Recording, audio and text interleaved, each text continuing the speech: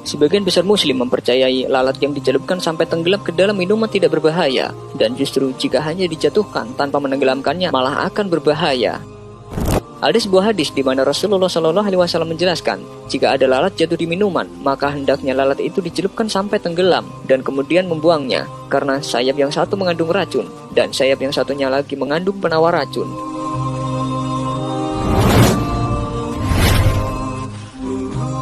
Pada hadis riwayat Bukhari, telah bercerita kepada kami Khalid bin Makhlad, telah menceritakan kepada kami Sulaiman bin Bilal berkata, telah bercerita kepadaku Utbah bin Muslim berkata, telah mengabarkan kepadaku Ubaid bin Hunan berkata, saya mendengar Abu Hurairah radhiyallahu anhu berkata, Nabi Shallallahu alaihi wasallam bersabda, jika ada seekor lalat yang terjatuh pada minuman kalian, maka tenggelamkanlah kemudian angkatlah, karena pada satu sayapnya penyakit dan sayap lainnya terdapat obatnya.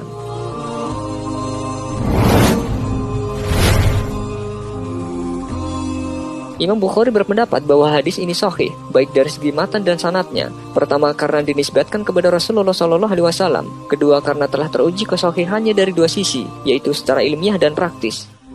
Pendapat para ulama tentang hadis ini, Al-Baghawi berkata dalam Syarh Sunnah, hadis ini sahih. Ibnu Abdul Bar berkata dalam At-Tamhid, hadis ini diriwayatkan dari jalur yang amat banyak sekali dari sahabat Abu Sa'id dan Abu Hurairah, semuanya sahih. Az-Zahabi berkata dalam Syiar, hadis ini sanadnya hasan lagi tinggi.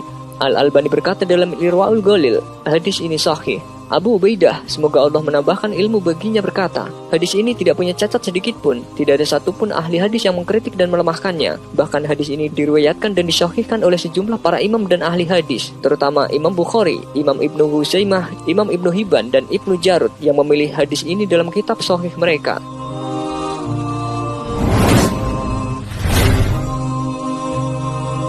Para peneliti juga telah membuktikan bahwa cara terbaik untuk mengeluarkan zat vital tersebut adalah dengan cara mencelupkannya ke dalam air. Hal ini dikarenakan zat-zat tersebut terkonsentrasi di permukaan luar tubuh dan sayap lalat.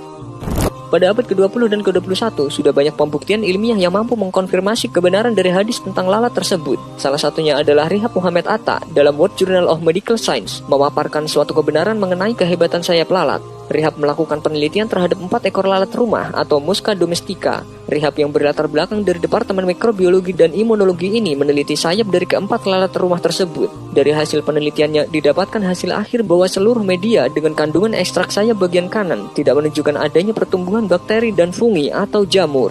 Akan tetapi pertumbuhan bakteri dan fungi terjadi pada media dengan ekstrak sayap kiri dari Musca domestica.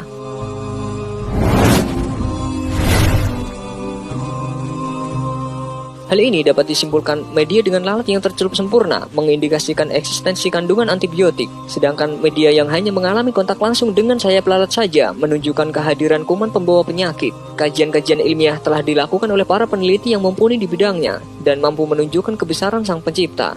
Masuknya lalat pada makanan atau minuman dengan dicelup dan tanpa dicelup ternyata memberikan hasil berbeda yang secara signifikan.